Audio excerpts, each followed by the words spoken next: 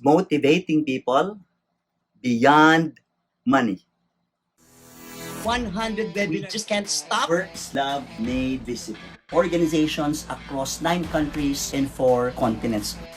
The blended learning, Team engagement and our podcast to be called Hello World. Talk about habits of excellence, hustling in this VUCA world, entrepreneurship, lessons in running and managing a business, leading people, creating that vision, communicating effectively, have that right attitude, right mindset, the right outlook, no matter what happens around us in life.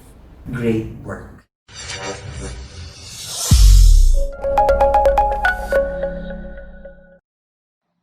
And our topic is motivating people beyond money.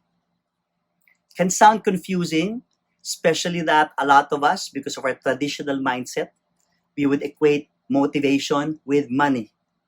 And our default answer to the question, how do we better motivate employees, can come in terms of give him higher salary, greater cash, more rewards, more benefits. And while it's true that we need money, financials will be part of that total compensation package. There are people who will still leave even if you match the offer given by the other company.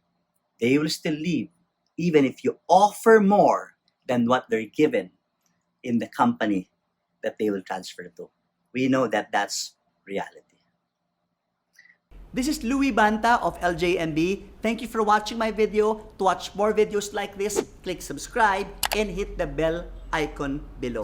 If you like this video, please give it a thumbs up, comment down below, and share it to others.